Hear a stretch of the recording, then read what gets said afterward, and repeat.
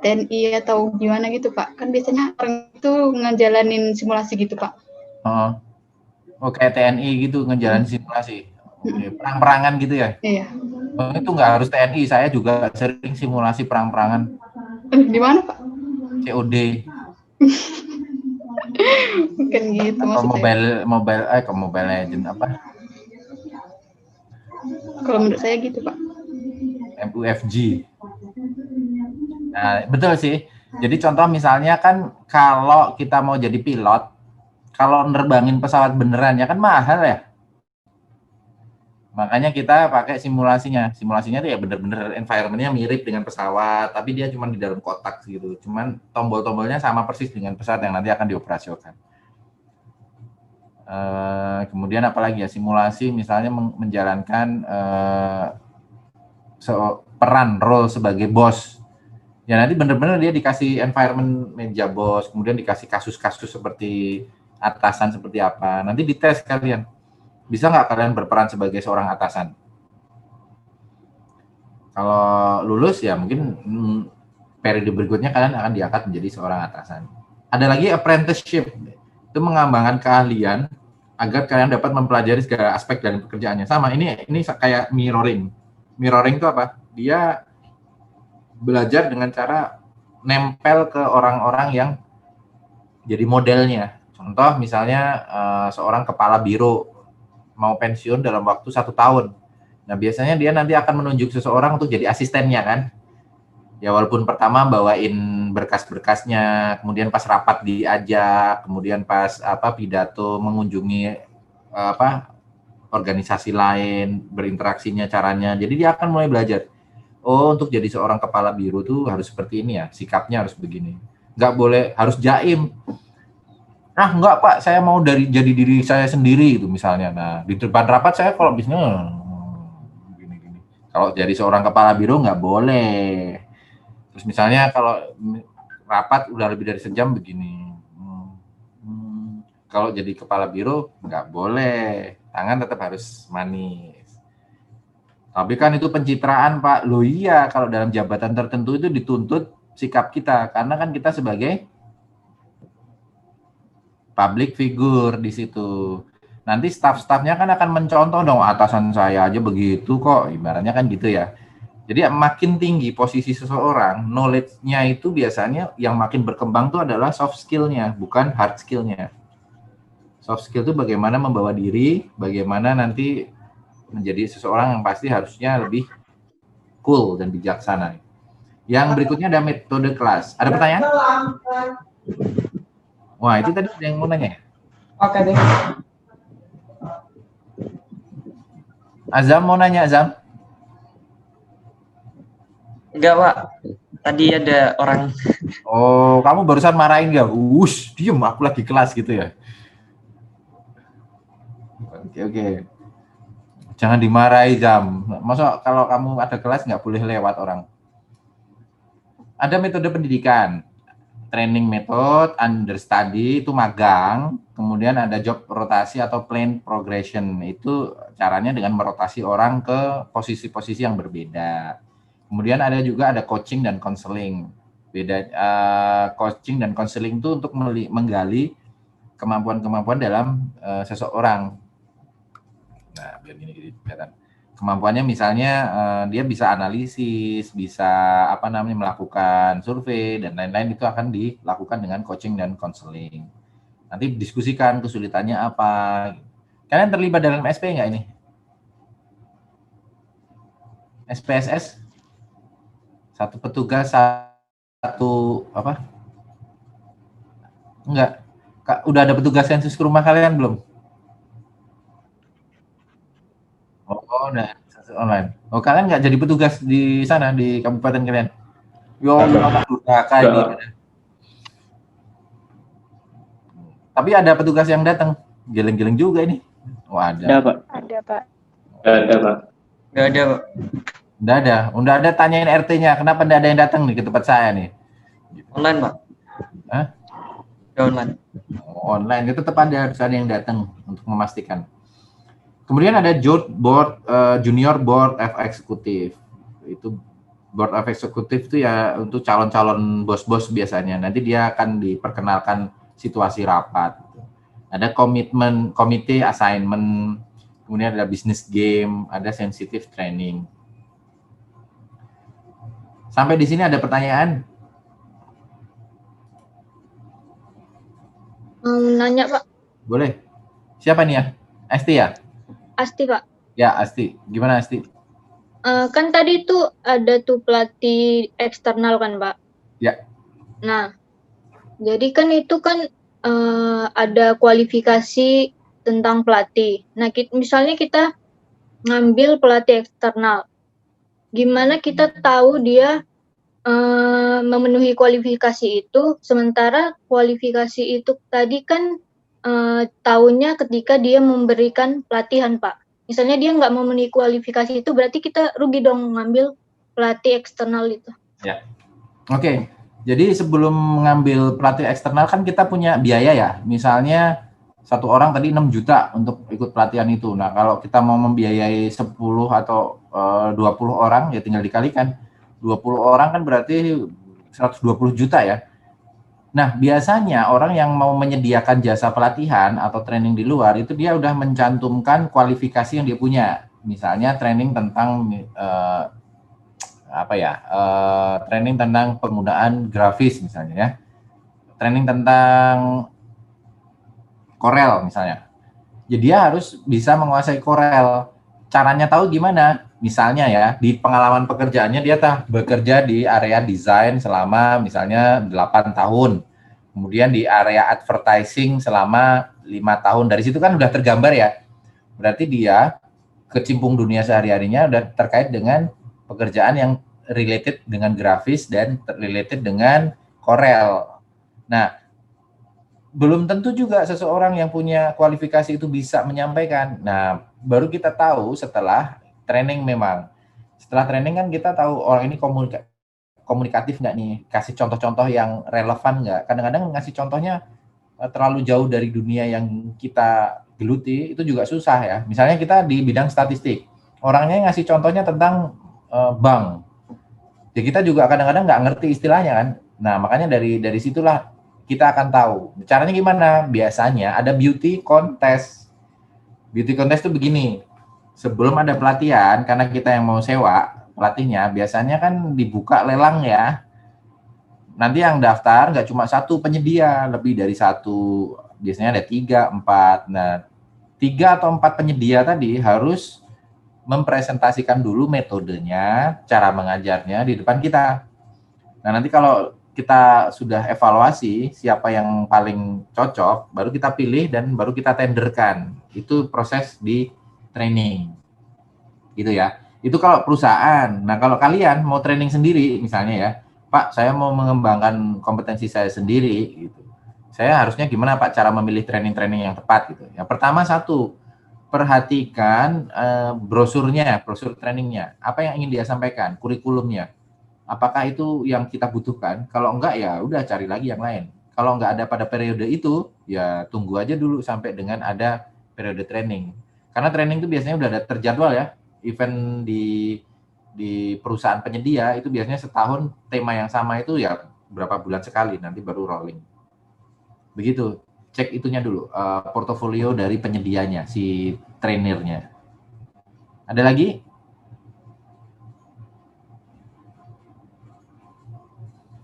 Talita?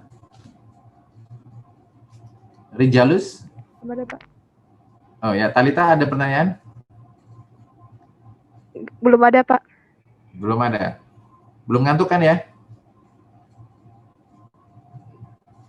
Rijalus ada pertanyaan kayaknya? Belum ada, Pak. Belum ada? Oke. Kalau Natasha.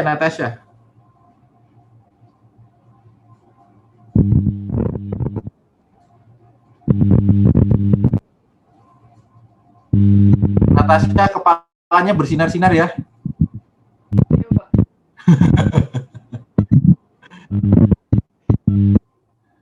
Ada pertanyaan Natasha? Mungkin desain tadi sih Pak.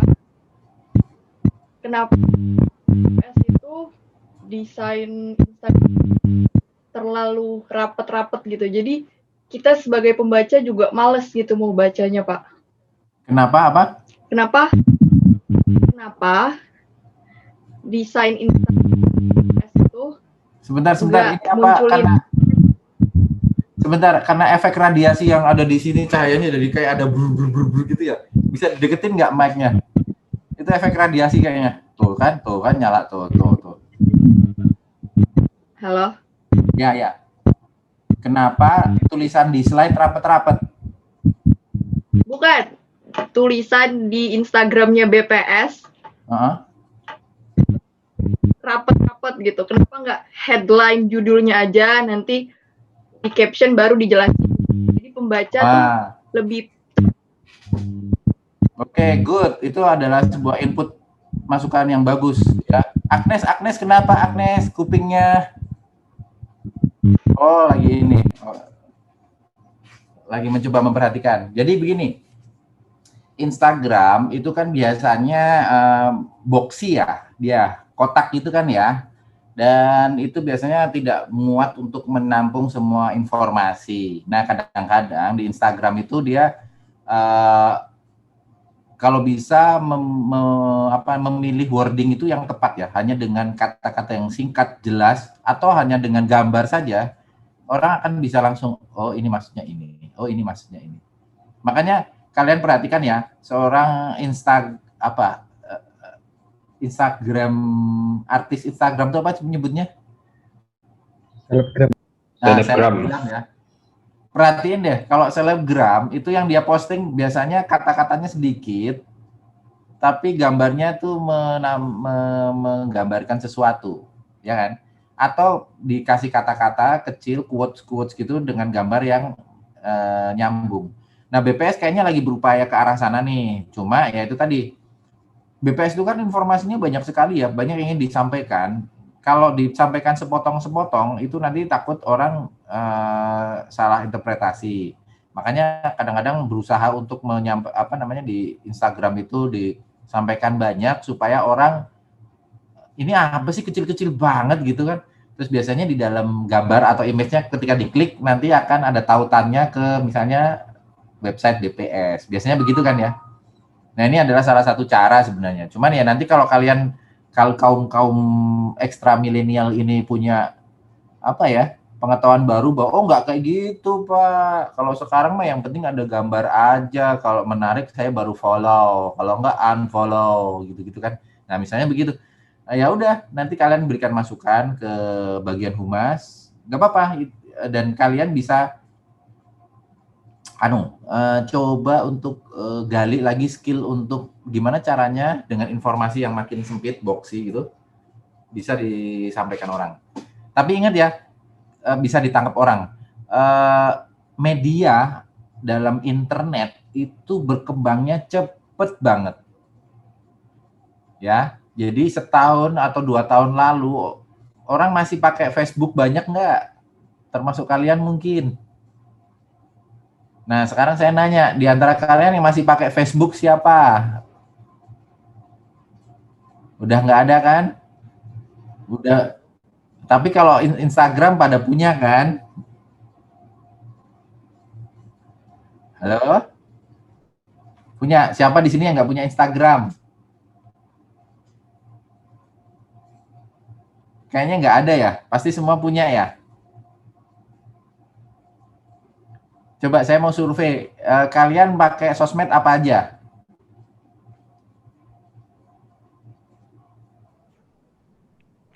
IG sama WA. Masih pakai Facebook? Enggak, Pak.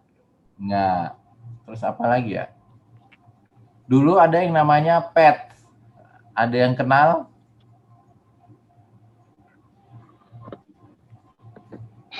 Nah, sekarang kenal ya. Sekarang pun YouTube itu udah mulai menggeser menjadi kayak sosmed. Kalau dulu YouTube itu kan hanya channel untuk menyampaikan video ya. Ya, Pak. Nah, tapi ternyata sekarang itu lebih menarik ngikutin komen-komen dari videonya daripada videonya kan. Ya artinya itu akhirnya beralih menjadi sosmed kan. Nanti malah ada perdebatan-perdebatan tuh di komen-komennya YouTube-nya itu tuh. Nah, sekarang gini, kita harus pandai-pandai melihat mana ya media-media yang nantinya akan jadi apa namanya ya trendsetter ke depan. Kemudian pola-polanya seperti apa. Kita nggak usah pusing kontennya negatif atau positif. Kalau di dalam dunia internet itu tidak ada yang maha benar dan maha salah kan. Yang penting adalah maha klik. Banyaknya konten kita diklik. Mau berita isinya sampah atau berita isinya bagus, yang penting kan harus orang tahu dulu nih apa isinya gitu kan. Ternyata setelah diklik, ya beritanya clickbait nih, cuman begini doang. Rugi aku masuk, tapi kan udah masuk, ya kan? Udah nonton. Sama, misalnya BPS mau kalian mau ya nanti gunakan metode itu ya. Which are quickly sent back. What's the matter? The beef have much or no seasoning whatsoever, chef. Blah, blah. Wah, ini epic banget nih. Siapa tadi nih yang buka kartun nih? Hah?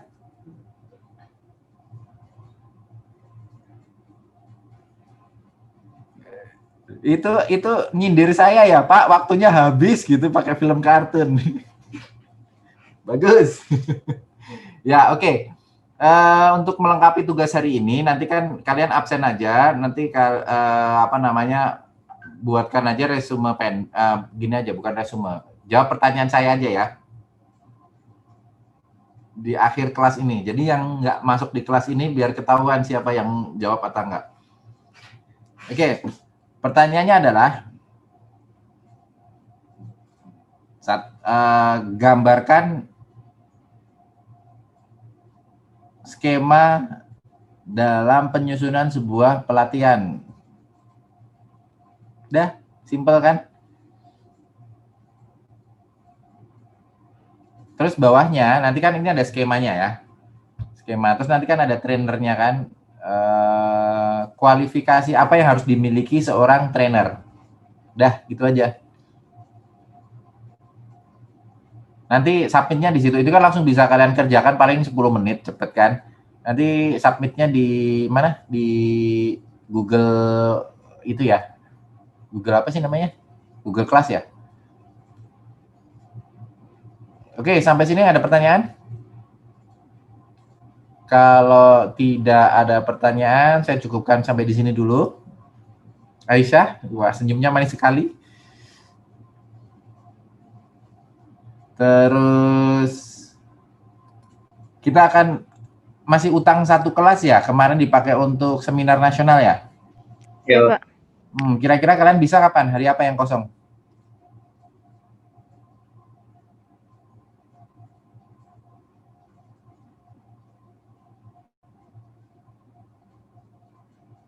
Kok pada diam semua? Ini sama kalau kalian sesi sih, Pak. Senin 1 sesi. Selasa. Oke. Selasa yang tersedia sesi berapa?